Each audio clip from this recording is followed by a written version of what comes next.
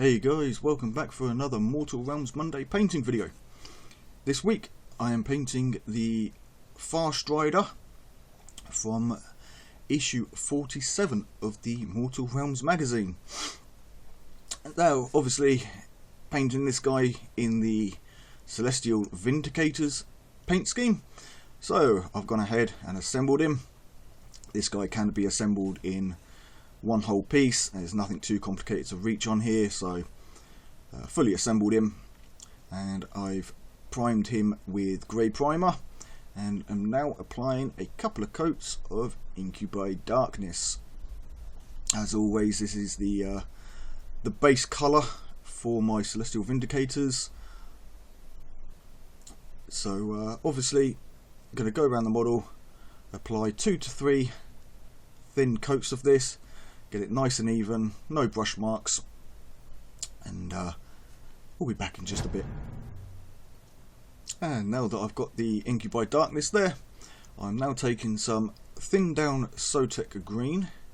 You can see this is quite watery, and I'm using it somewhere between opaque and a glaze. It's not quite a glaze, but it is going to dry a little bit darker. It will take about 6 or 7 coats to get this up to opacity, but the reason I'm doing this is that I can layer this up and get those highlight areas. For example, the majority of the top and inside of this knee here, the inside of his left leg, so the side that the brush is now on, as well as the outside of his right leg. My light source is coming slightly in front of him and slightly to his top right, so coming from the top left of the screen as we see it. And so obviously I want to keep that in mind when applying my colours. Now I will apply this obviously all over the model, leaving those recesses, but I will build this up a little bit more over those sunlit areas.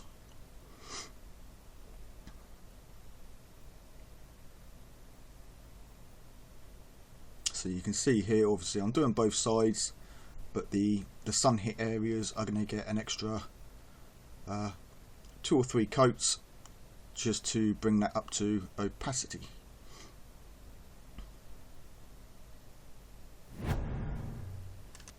Okay, so with that Sotek green mid-tone placed in, I'm now taking a mix of Ahriman blue and Sotek green just to get a slightly lighter colour for those sunlit areas. And again, I'm going to build this up and work my way up to that highlight point on obviously each individual area. So such as this area here, the highlight point is going to be the outer edge of the leg as well as the center section of the foot. Obviously the top portion of the thigh, the front and top parts of the breastplate, and obviously the tops of the hands, fingers and things like that. Now obviously this guy is wearing a fur cloak, so I won't be doing the cloak in red. Obviously that will just be left to the tassel things. I'm not sure what those things are called, but the strips down the front there. So once again, I'm making sure that I do get all those edges. I will also use this for edge highlighting some of the more shadowed areas. Obviously edge highlighting will be on all edges, but it's going to be brighter on those outside edges, so I always use the sort of the highlight of the outside edge as the final edge highlight for shadows, and then I will use a final edge highlight for sunlit edges. Okay, so I'm now mixing in a little bit of white scar with the Ahriman blue here, just to get that a little bit lighter. Now I know in the past videos I've done a slightly different method to this. This is just to show you guys, obviously I don't want to be painting the same scheme all the time. I want to show you guys, you know, slightly different variations of how to do this, and still get a similar consistent look throughout your models. So obviously this highlight I'm now using to edge highlight those sun hit edges. Things like the bottom of the knee here, obviously you're going to have that center light point across and down the side of each of the foot plates. Obviously you're going to get that highlight as well. So just anywhere really that's got a hard defined edge is going to get an edge highlight of this.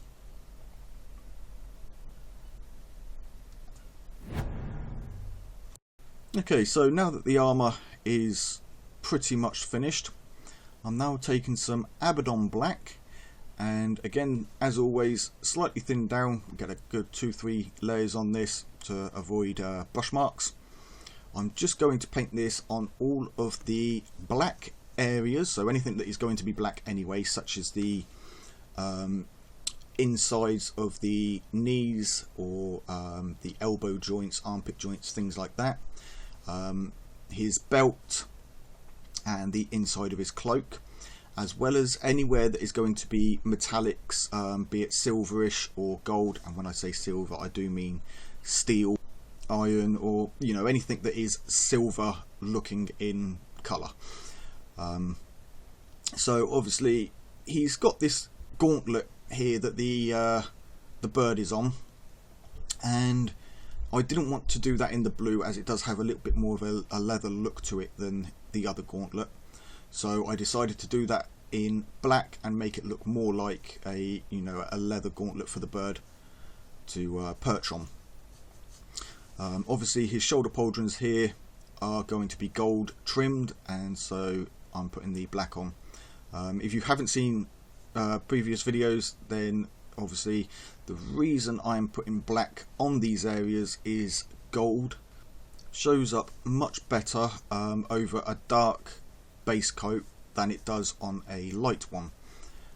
So I always go ahead and apply black into my gold areas. You could probably do a brown or red, and that will change the tint of the gold slightly, but I find that black is just a good base colour for golds and really any metallics.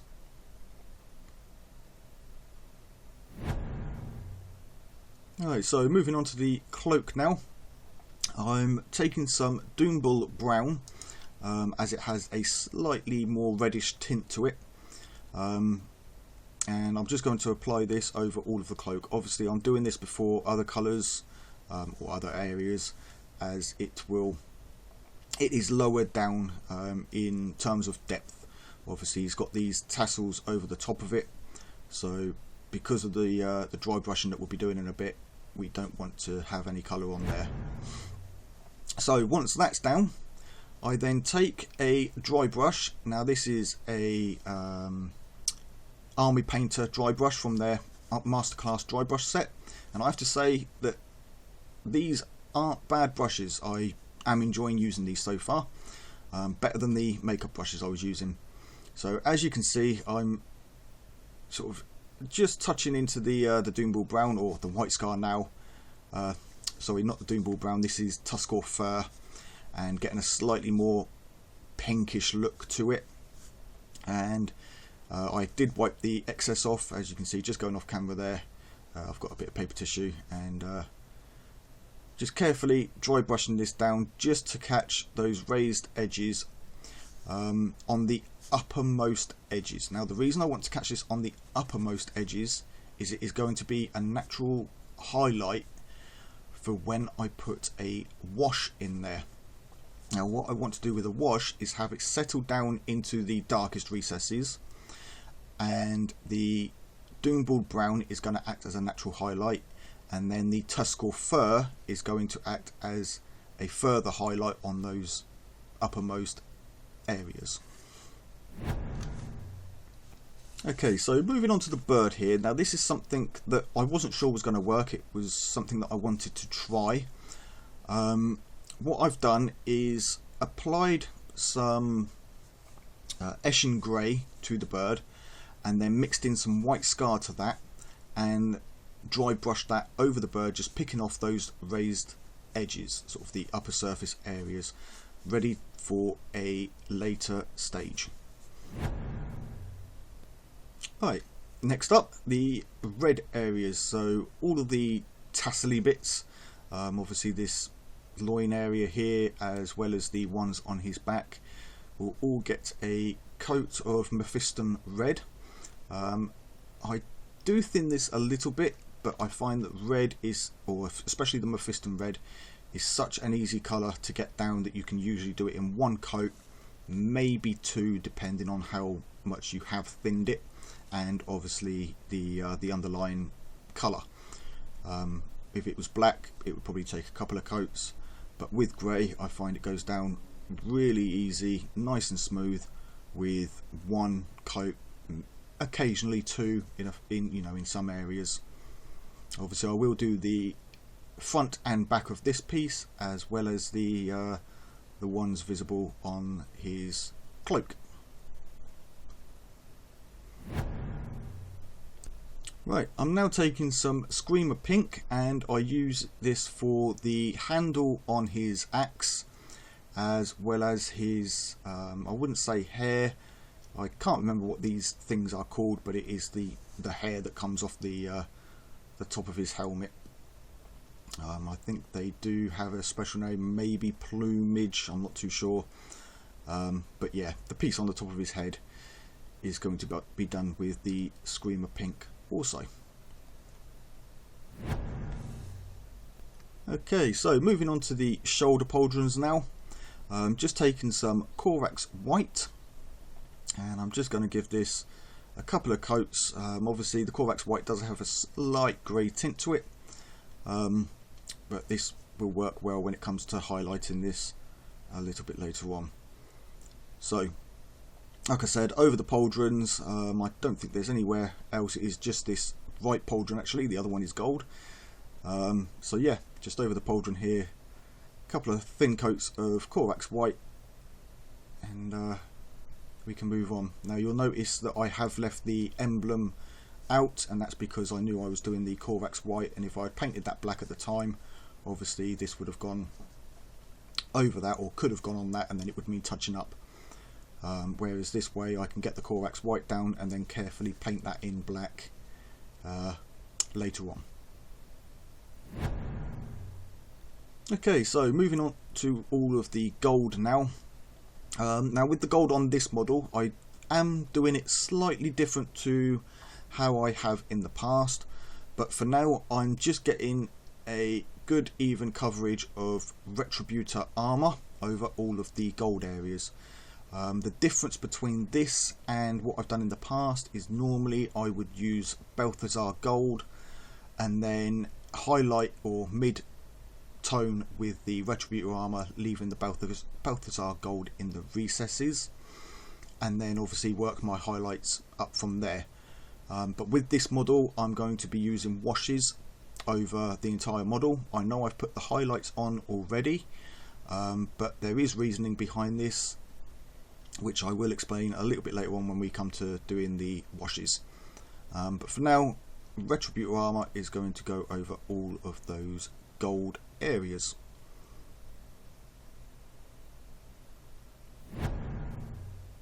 Right, so I know it's off camera here guys, but I'm just applying some Cadian flesh tone into the face here. Again, flesh tone is a very pale colour, and so it will take a good couple of layers to get this in nice on the face. But obviously this is the only bit of skin here, so not too much really to go into details about it. So I will take a second to say I hope you guys are enjoying the video quality on this one. I've just upgraded to an iPhone 11, and with some purchased software I'm able to record directly from the iPhone using the iPhone's camera, which is better than the webcam. The webcam is now the palette cam, and overall I hope you'll agree that we've got a much better video going on here. Hopefully I can keep this consistent throughout future videos. If you do like it, let me know down in the comments, or you know, just hit that like button. And while we're here, if you're not already subscribed, hit that subscribe button too. But yeah, obviously just painting the back of his head as well. So get on with that, and we'll be back in a bit. Right, so for the mid-tone on these tassels, I'm using some, try to think now, Evil Sun's Scarlet, that's the one. And obviously I'm painting the upper areas that are going to catch the light, as well as edge highlighting with this. Obviously this is just on the red tassels on the front here and the ones on the back. And you'll note that I'm leaving the Mephiston red for those areas that are coming down.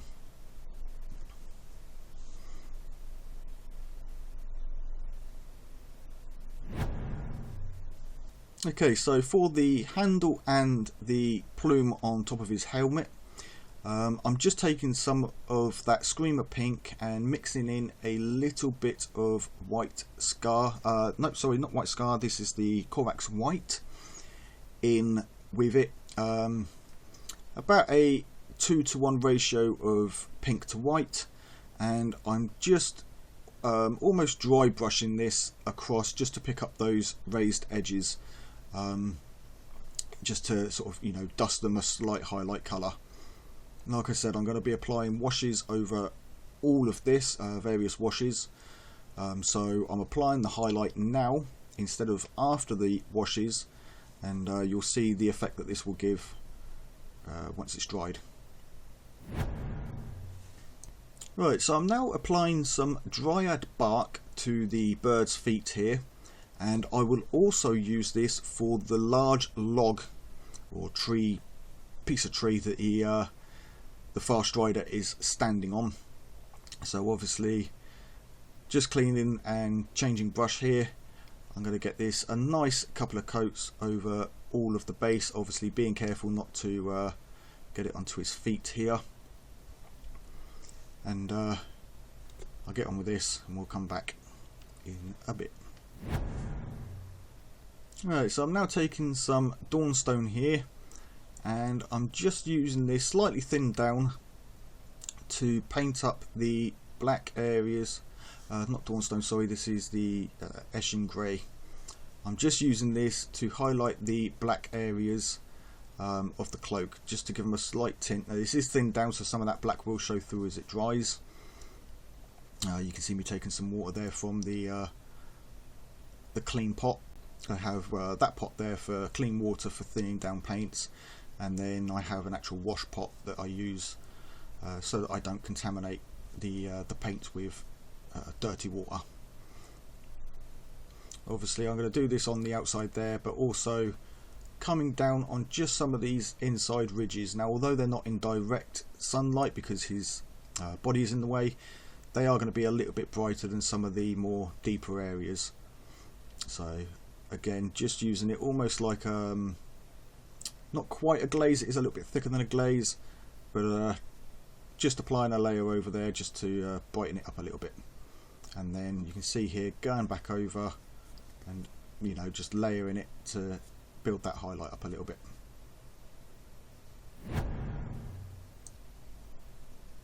Okay, so I'm just using that Eshin Grey now just to edge highlight some of the Under Armour here, as well as the you know, the glove and things like that, parts of the black areas on the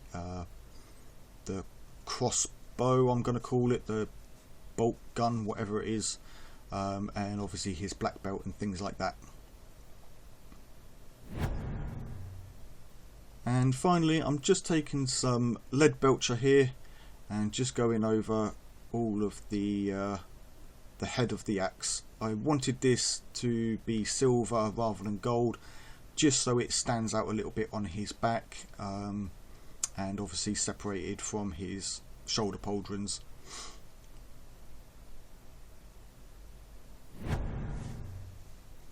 Okay, so aside from finishing up the base, you could essentially say that this model is now done. It's got its highlights on there and you know, its midtones and whatever.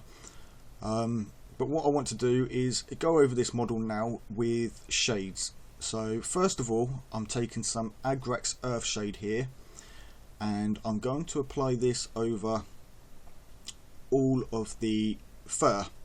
What this is going to do, the reason I've done the highlights previous, is when I put this shade on, those highlights aren't going to take the shade perfectly, but they are going to tint slightly, which will tint them down. The previous colour will then do the same. So in the case of the fur, the Tuscaur fur will take a slight tint of Agrax Earthshade, and so will the Doomball brown, and then the shade will also settle into deeper recesses. So what you'll get is the gaps between the Doomball brown, so the deepest recesses, will be darker as they will have the Earthshade in them. The Doomball brown itself on the raised edges will have a slight tint to them, but will be brighter than those deeper recesses. And the Tuscaur fur will retain most of its highlight. So you can essentially put this over highlighted areas and still retain those highlights, or you can then go back over with a final highlight, which I will do later on, and add even more depth to the model. Moving on, you have noticed that I've also used the Agrax Earthshade on the red areas. This is purely to save on the amount of washes and shades that I have to use. And I am also using them on the gold areas. Now I know in previous videos I have used the gloss version of Reichland Flesh Shade, as that leaves shine to it, but I wanted to show you guys that you can do the same here with Agrax Earthshade. You will just get a little bit more of a matte shadow rather than that glossy sort of reddish tint shadow. So yeah, all I'm doing with the gold areas is obviously making sure that this seeps down into the recesses. I'm applying it as a wash all over, but I'm also trying to get it to pool into certain areas where I want a little bit more of the shadow. So you can see here, as I'm spotting it down, especially along this dipped in bit of the shoulder guard here, I'm trying to get that to pool in and settle a little bit, just to give a little bit more of depth and shadow in that area. I'm just running this over the cloak here again, just to darken it down slightly. Agrax Earthshade is a dark colour. The grey isn't a bright grey, so it's not going to take the tint too well, but it will just add a little bit of darkness back under that area.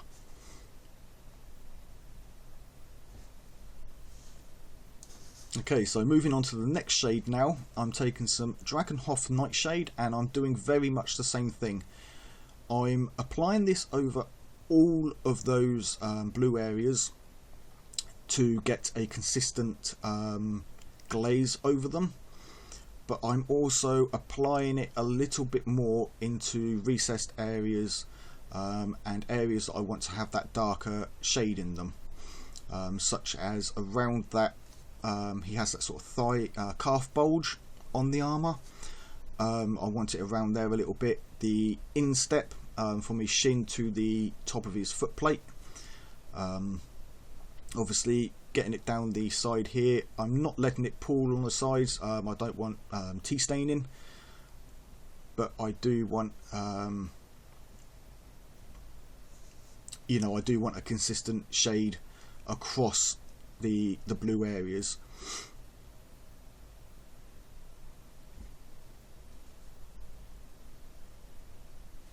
Okay, so the bird here, I'm trying something slightly different. Now, as I mentioned, I did the Eshin Grey and then the lighter grey dry brush.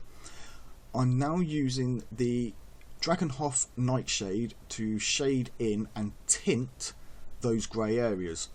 Now, I think this may have worked better with contrast paints, but I don't have them, I don't use them too often, so I don't have any at the moment, but it is a technique that I may come back to and try in the future with contrast paints, but I do feel that it does work with shades.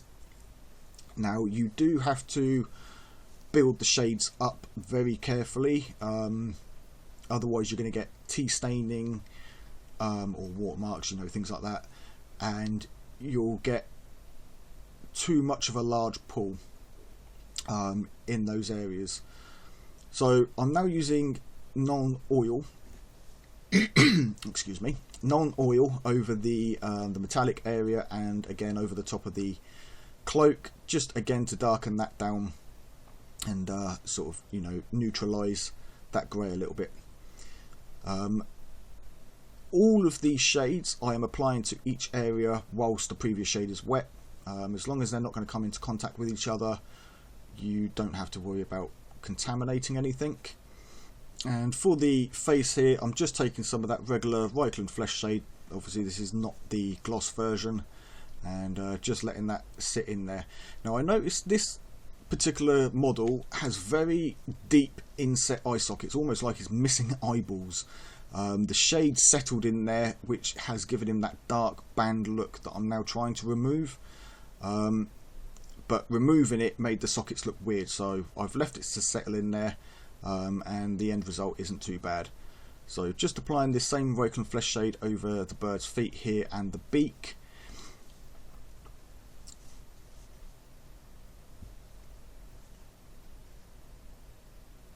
Before I move on to the Druky Violet, which I will use on the hair at the top and the sword on, or the axe, sorry, the hilt of the axe on his back. Again, letting this pull nicely into those darker recesses, and you can see that with the highlight that I'd already added, it still shows through. Now the bird here, the Hot Nightshade, is still wet, and I thought that the wings could do with looking slightly different, so I'm applying this and I am literally mixing the two together. Obviously the Druky Violet is going to overpower that blue slightly, but just on the wing feathers, so leaving the tail and the head and his underbody in the blue. I'm just applying this, like I say, to the wings. I will then let this dry and apply the same again, the blue and then the violet over the top.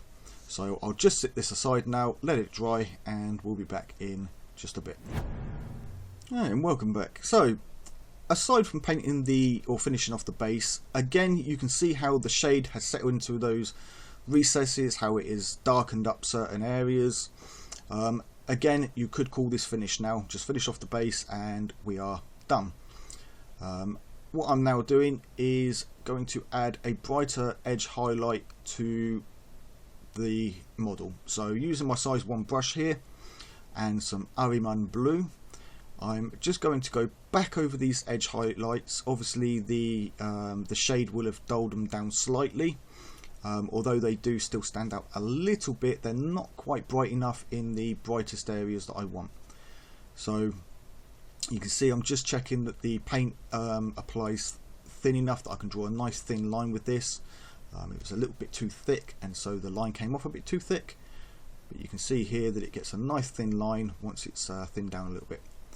So just now going over all of that armour, just very finely edge highlighting with this Ahriman blue down into some of the shadow areas a little bit, and this is just going to bring those edge highlights back out a little bit, make them pop, and really contrast against those darker areas. And on top of that, I'm now mixing in the Ahriman blue to some white scar here, again just to get a lighter highlight. And this is going to be my what I call point highlights. So it's going to be very fine areas, very small areas, just where the light is going to pick off, you know, that the most. Usually down the centre of any sort of cylinder area, and then coming from points or where multiple points will meet, then obviously I'll apply this in those areas as well. And this is just to give the effect that that light has really caught that bit of metal or bit of armour and highlighting it up.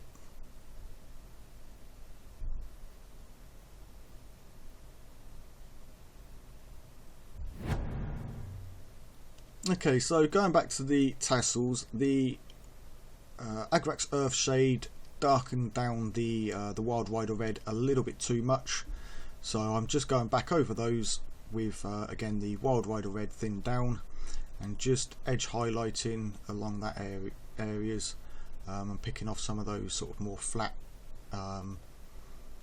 parallel to the ground type sort of surfaces.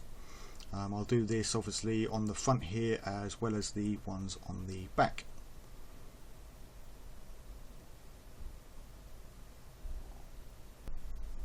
After which I will grab some Wild Rider Red and again very finely edge highlighting any of that Evil Sun Scarlet.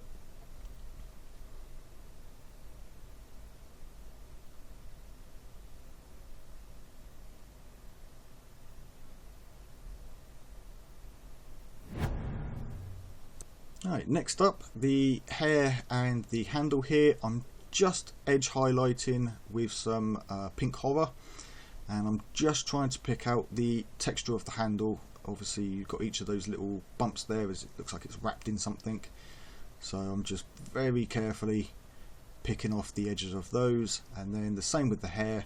I'll just pick off a few sort of top and sort of edge highlights.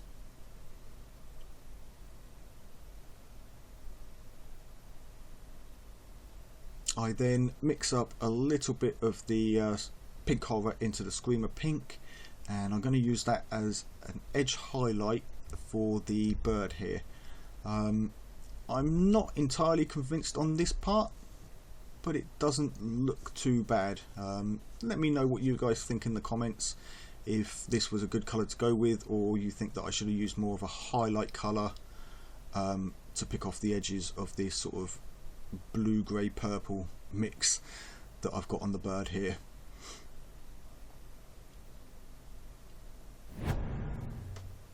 Right, so moving on to the gold areas now. Now obviously the Agrax Earthshade has dulled down a lot of the gold, so what I'm doing is using that Retributor armour to pick off any sort of large flat areas and highlight areas, whilst leaving that Agrax gold in obviously shadow areas. So on the knee here, obviously the area that is under his knee,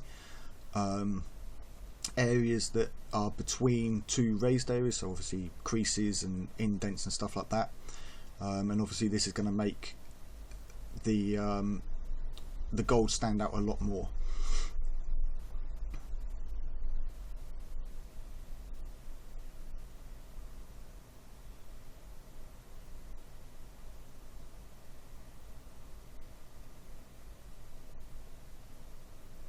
So obviously the shoulder pauldron here, just edge highlighting the raised area, and sort of, you know, going in, leaving that Agrax Earthshade in that crease just after we get that raised lip before the white, and then obviously that lip itself, touch the top of that with the gold, and you can see there we get a nice shadow within that gold area.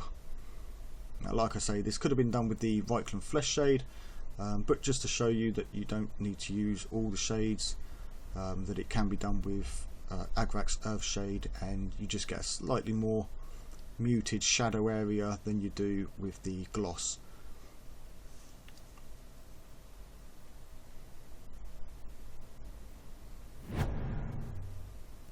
Right, so now using some Stormhost Silver, I'm just edge highlighting the axe here, as well as highlighting some of the more raised areas or surface area, you know, towards the top of the axe. I also use this on the gold areas throughout the model, just small edge highlighting on sort of the uppermost raised areas throughout the gold, such as obviously the gold on his pistol, just anything that's kind of parallel to the floor or right on the direction of sunlight. So you can see there just a little spot on the lion's cheek. Obviously I've done the front side already. We're working on the back here, just to, you know, pick that gold off a little bit more.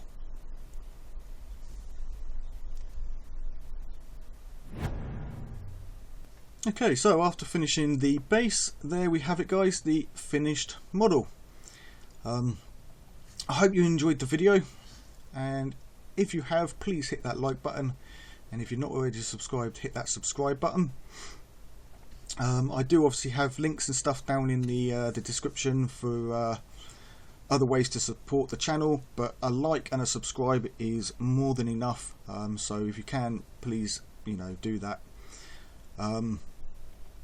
Especially if you like, you know, these kind of videos, then obviously you want to hit that like button and subscribe for more of these kind of videos. But yeah, that is it for today guys, so until next time, take it easy, keep painting those minis.